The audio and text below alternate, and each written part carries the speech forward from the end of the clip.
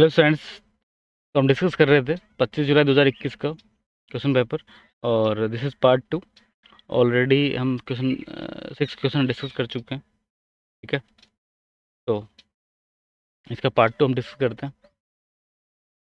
तो देखो, क्वेश्चन लिखा हुआ है कि let 9 distinct balls be distributed among 4 boxes B1 B2 B3 B4। ठीक है, and probability that B3 contains exactly 3 balls। ठीक है, तो जो B3 जो बॉक्स है उसमें ओनली 3 बॉल्स है, इसका क्या प्रोबेबिलिटी होगा। देखो, सबसे पहले तो जो टोटल प्रोबेबिलिटी अगर हम निकालें, ठीक है, टोटल केसेस या टोटल केसेस बोल दो, प्रोबेबिलिटी नहीं, टोटल केसेस बोल दो। वो कैसे निकलेंगे कि भाई हर बॉल को आप 4 में से किसी भी एक बॉक्स में पुट कर सकते हो, यानी कि हर एक बॉल के पास में 4 चॉइसेस है। ठीक है, 4 4 4, तो टोटल जो हम बात करें तो 4 पावर 9 हो जाएगा, है ना, 9 बॉल्स है। फिर फेवरेबल केसेस की बात करें, फेवरेबल केसेस में तो यही है कि भाई 3 बॉल्स है ना, कोई भी 3 बॉल जो है वो B3 में हमको रखनी है। ठीक है, तो 9 में से कोई भी 3 बॉल चूज कर ली, 9 से 3। अब उनको एक ही तरीके से B3 में रख दिया, बाकी बॉक्सेस पे कोई कंडीशन नहीं है। तो जो अब जो बॉल बच गई है ना, उसको उसके पास 3 चॉइसेस है कि या तो आप बॉक्स B1 में रख दो, B2 में रख दो, या फिर B4 में रख दो। ठीक है, तो यानी कि 3 चॉइसेस, फिर दूसरे के पास भी 3 चॉइसेस। अब जो लास्ट 6 जो बॉल होगी उसके पास भी 3 चॉइसेस होगी, है ना, टोटल 6 बॉल्स है जो बच गई। ठीक है, तो कुल मिलाकर 9 से 3 और 3 पावर 6 आ जाएगा। ठीक है, अब हमको निकालना है प्रोबेबिलिटी, है ना। तो प्रोबेबिलिटी तो वही होता है फेवरेबल केसेस अपन टोटल केसेस। तो फेवरेबल तो 9 से 3, ठीक है, और 3 पावर 6 हो जाएगा, और टोटल केसेस 4 पावर 9। बट अब आपको यहाँ पे करना क्या था कि 3/4 पावर 9 बनाना है, जो के जो बच गया उसके बाद में उसका वैल्यू बताना है। ठीक है, तो इसके लिए मैंने क्या करूँगा कि 3 पावर 3 से मल्टीप्लाई कर दिया, इधर 3 पावर 3 से डिवाइड कर दिया। ठीक है, इससे क्या हो जाएगा, इसे 3 पावर 9 बन गया एक, और नीचे 4 पावर 9 बन गया। बाकी जो बचा वो के है, तो के क्या है, 9 से 3 अपन 3 पावर 3 है, तो 9 से 3 को तो आप लिख सकते हो 9 इंटू 8 इंटू 7, और 3 इंटू 2, और 3 पावर 3 है तो 3 पावर 3 को 3 बार आपने मल्टीप्लाई करके रख दिया, और ये 9 से ये 9 गया। बाकी ये 2 से 8 4 टाइम्स, तो ऊपर बच जाएगा 28 और नीचे बच जाएगा 9। तो ये अगर आप डिवाइड करोगे ना इसको 28 को 9 से, मतलब एग्जैक्ट तो जाएगा नहीं, तो 3 पॉइंट समथिंग कुछ जाएगा, 3 बार से ज़्यादा, तो 3 पॉइंट ऐसा कुछ समथिंग प्रोबेबिलिटी आ जाएगा। अब ये तो आया आपका क्या, के, है ना। तो आपको बता रहे कि के लाइज इन द सेट, तो किस सेट के अंदर होगा। तो मेरे हिसाब से तो ये पहले वाला होना चाहिए, है ना, क्योंकि इसमें आप देखोगे इसको जब सोल्व करोगे तो दिस इज 2। ठीक है, 2 से बड़ा होगा और 4 से छोटा। ठीक है, तो पहला ऑप्शन आ जाएगा, इस तरह से आप सोल्व कर लोगे इसको। ठीक है, बाकी सेकंड थर्ड फोर्थ को भी आप चेक करके देखना, उससे मैच नहीं होगा, है ना। फिर next question, question number 8। This is question number 8। इसमें करना है क्या, इस क्वेश्चन में करना है क्या है कि आपको क्या करना है कि एक्स का वैल्यू बताना है, ट्रिग्नोमेट्रिक इक्वेशन का क्वेश्चन है, और एक्स का वैल्यू का सम करना है। जो भी आपके सोल्यूशन आएंगे एक्स की जो वैल्यूज निकालनी है ना, वैल्यूज भी निकालनी है और उनका सम भी करना है। तो उसके लिए करने के लिए देखो अलग अलग तरीके हैं। मैं तो क्या करता हूँ कि इन दोनों का सम कर दिया और फिर इन दोनों का कर दिया। ठीक है, ऐसा क्यों कर रहे हैं, कुछ कॉमन निकालने के लिए। ठीक है, आप वैसे sine x plus sign 2x से भी निकल जाएगा कुछ ना कुछ कॉमन, तो है ना। ठीक है, मतलब इन दोनों को साथ में ले लो, साइन एक्स तो साइन 2x को, वैसे निकल जाएगा। तो मैं क्या कर रहा हूँ, साइन एक्स और साइन 4x को साथ में ले रहा हूँ। ठीक, तो ऐसा करने से क्या हो जाएगा, sine C plus sine D लगा देंगे, तो ये हो जाएगा 2 sin c + d/2, यानी कि 4 और 1 5 डिवाइड बाई 2, तो cos c माइनस डी, तो 4x तो ये हो जाएगा 3x डिवाइड बाई 2, फिर plus 2 sign 3x plus sign 2x, तो सी डी यहाँ पे भी लगाया, तो वही साइन 5x/2 बाहर आ गया, और cos x/2 equal to 0। Common निकल रहा है यहाँ पर 2 sin 5x/2। अब देखो बचेगा क्या, cos 3x/2। अब इसमें फिर से सी एन डी रूल लगा लेंगे। ठीक है, मतलब सोल्व करना है हमको, तो एक्स का वैल्यू बताना है। तो इक्वल टू 0 है, तो हमारा मकसद तो ये होना चाहिए कि चलो सबको 0 के इक्वल इक्वल कर दिया जाए। साइन 5x/2 तो ऑब्वियसली 0 के इक्वल हो ही रहा है, तो वहाँ से एक्स की कुछ वैल्यूज आ जाएंगी, है ना। समझ ही रहे होंगे आप। 2 को तो हटा दिया, 2 का कोई मतलब नहीं था, 0 के नीचे भेज दिया तो 0 हो गया। तो इसको देखो, इसमें फिर से एक 2 आएगा और लिखा है हमने, इसका सम किया तो इतना बन जाएगा। 3 इंटू 2 फिर से लगा दिया मतलब, है ना, तो इतना बन जाएगा, ये बन गया, है ना। 3 और 1 4 हुआ, 4x डिवाइड बाई 4, और जब 3 में से 1 को माइनस किया तो 2x डिवाइड बाई 4, तो x/2 आ गया। ठीक है, समझ गए आप। तो देखो अब यहाँ पे जो सोल्यूशन निकलेगा ना, वो इससे भी निकलेगा, सेकंड वाले से इससे भी निकलेगा, और थर्ड वाला जो cos x/2 इससे भी निकलेगा। तो निकलेगा तो निकालना पड़ेगा, और फिर उनको सम भी करना पड़ेगा, थोड़ा सा लेंथी है, बट कर लेते हैं। तो पहला केस हमने लिया, इसको 0 किया। इसको 0 करने का मतलब है कि x या 5x/2 is a multiple of pi, k is integer, तो x equal to 2k divide by 5 and pi. तो इधर here is x equal to, k का वैल्यू इधर 0 लिखा, x भी 0, k का वैल्यू 1 रखा, तो इतना। अब नेगेटिव में नहीं जाना है, क्योंकि ऑब्वियसली x जो था ना, वो आपको 0 से 2 पाई में ही देखना है। ठीक है, ध्यान रखना। तो 4 पाई/5 भी हो जाएगा, 6 पाई/5 भी हो जाएगा। अच्छा, फ्लो में आगे मत निकल जाए ना, क्योंकि 2 पाई तक ही जाना है। ठीक है बच्चों। अगला 10 पाई/5 होगा, उसको 2 पाई लिख लिया। अब 12 पाई/5 तो लिखूंगा नहीं मैं, है ना, 2 पाई ज़्यादा हो जाता है, यहीं पे रुक गए। अच्छा, इनका सम भी कर लिया आपने, क्योंकि सम तो करना ही था। 8 और से 14, 14 और 6 20/पाई/5, 4 पाई और 2 पाई 6 पाई हो गया ना। सम कर दिया मैंने ना, क्योंकि सम करना था, सबका सम करना है। अभी तो और भी सोल्यूशन निकलेंगे, उनका भी सम करेंगे। cos x equal to 0। अब देखो cos x इक्वल टू 0, तो cos 0 कब होता है? पाई/2 के ऑड मल्टीपल, यानी कि एक तो पाई/2 आ जाएगा, x का वैल्यू ना, x 3 पाई/2 हो जाएगा, बाकी और तो कुछ यहाँ से आ नहीं रहा है। तो सम कर दिया तो 2 पाई हो जाएगा, सम लिख रहा हूँ मैं, है ना। फिर थर्ड केस जो था,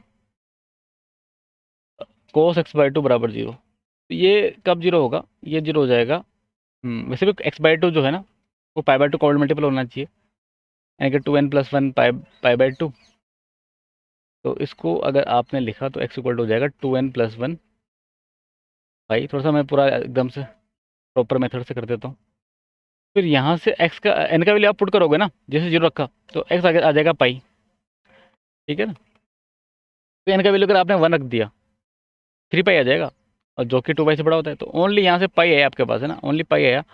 तो टोटल मिलाकर के आपके पास 6 पाई, 2 पाई एंड दिस इज पाई। तो 9 पाई हो गया सम, तीनों का सम मिला करके। ठीक है। अच्छा, रिपीट नहीं करने थे, हो सकता है कि किसी में सॉल्यूशन रिपीट हो रहे हो, तो वो हमको नहीं करना था। ठीक है, एक एक बारी सबको लिखना है। तो 9 पाई इज अवर आंसर, दिख रहा है क्या?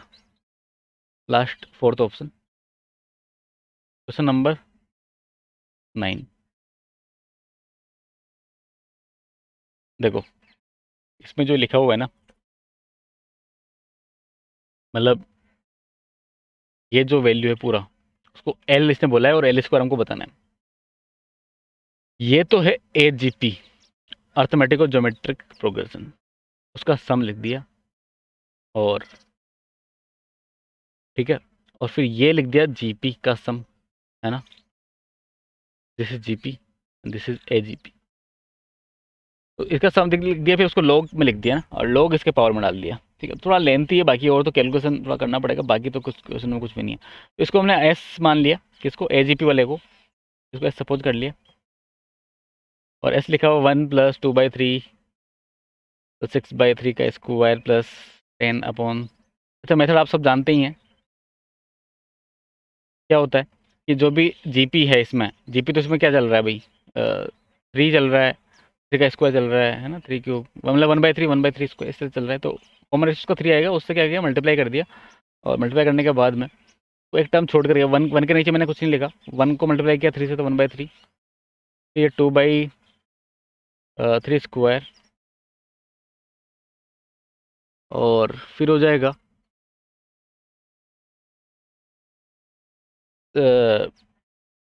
6/3 का cube plus dot dot dot dot dot dot, इस तरीके से।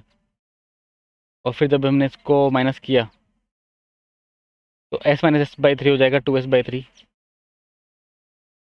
1 + 1/3 हो जाएगा 4/3 का स्क्वायर प्लस 4/3 का cube plus dot dot dot dot dot.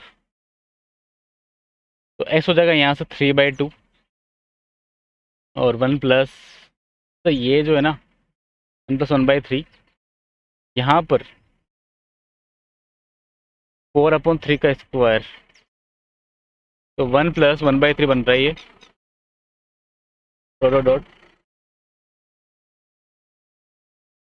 तो आगे हो जाएगा 3/2 1 + 1/3 प्लस 4/3 का स्क्वायर। दिस इज 1/1 - 1/3, मतलब ये जीपी बन गया अभी यहाँ पे। ठीक है, तो इसका आंसर हो जाएगा 1 - 1/3। This is 3/2 1 + 1/3 plus this is 2/3 2/3, तो ये 2/3।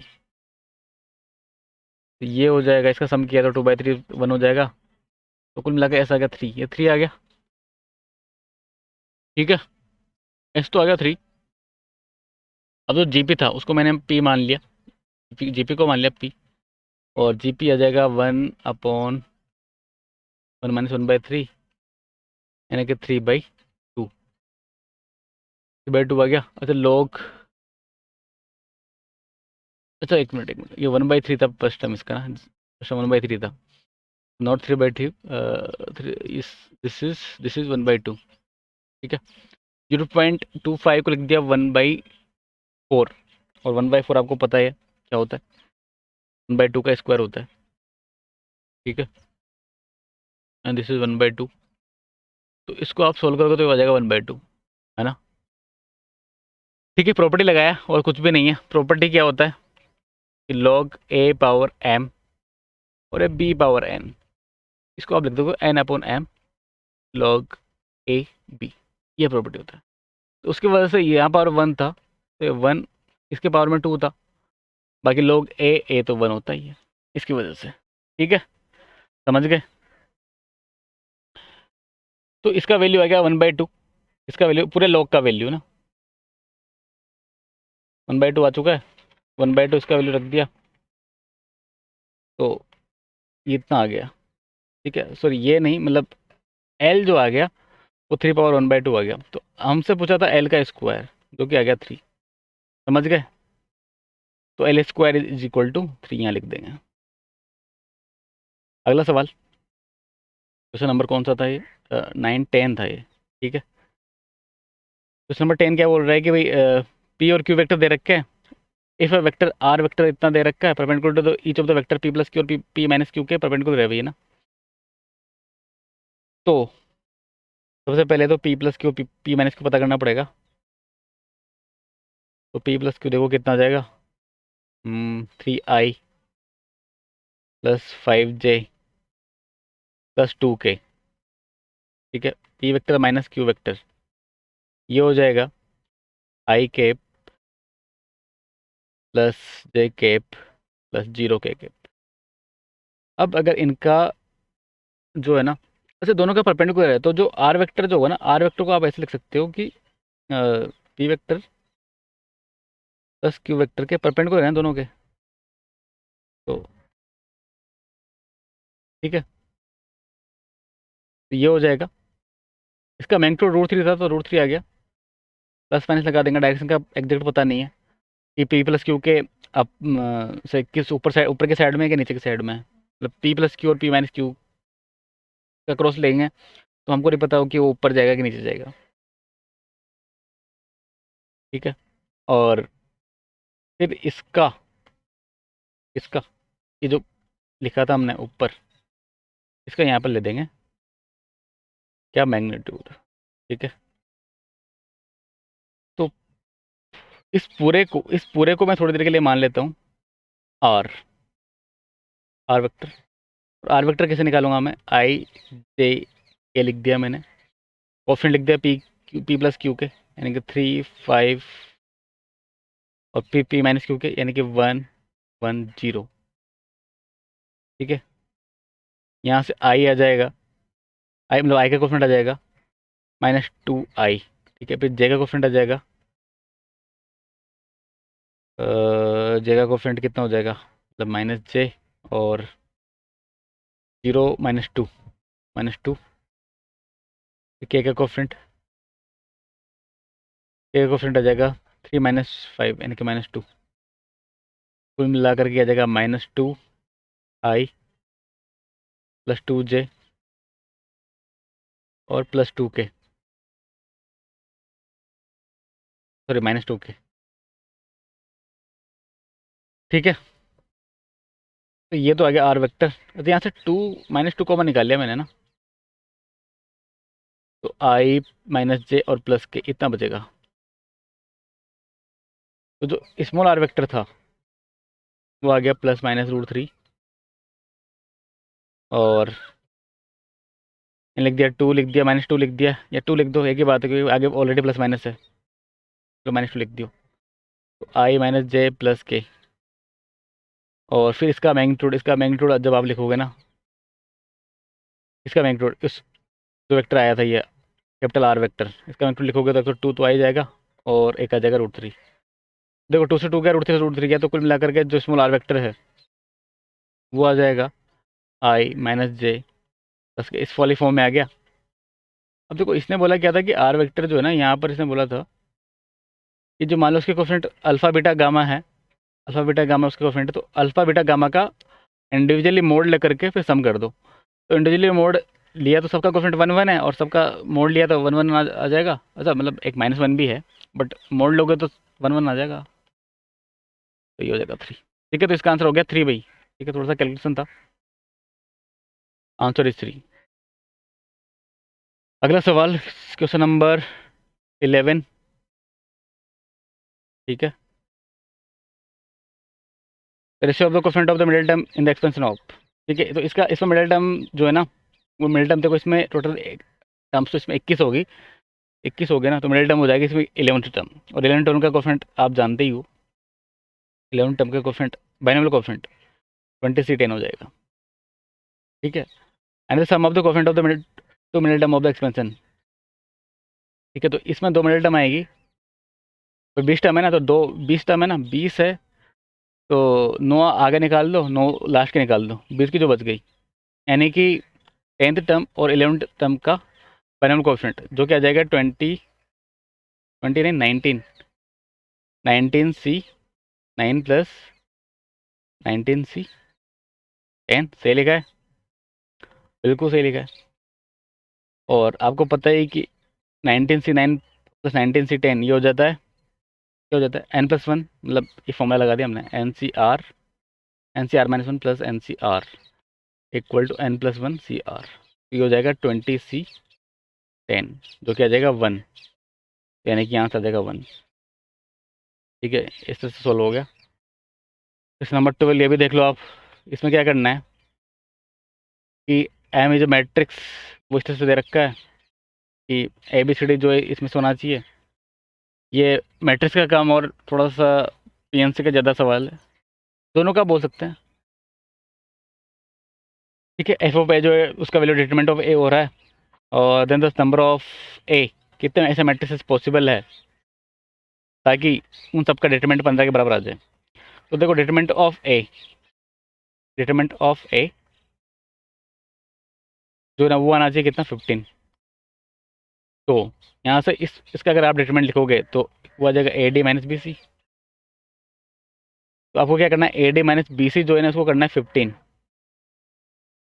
ठीक है, इसको 15 करना है, और 15 करना है इसको, और वो तभी पॉसिबल है, दो केसेस हो जाएंगे भाई, है ना।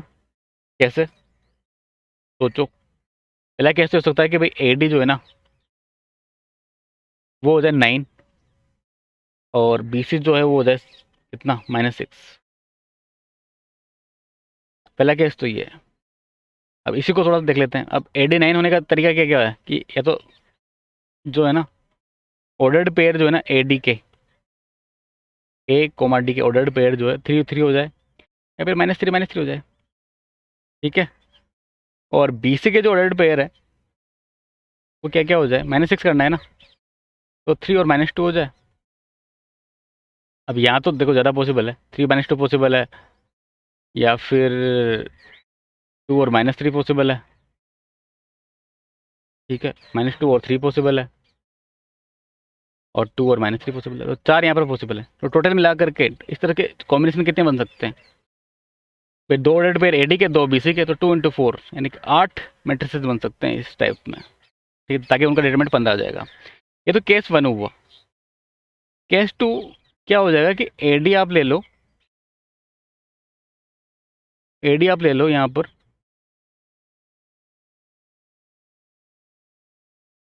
क्या लोगे, मतलब एडी -BC 15 है ना,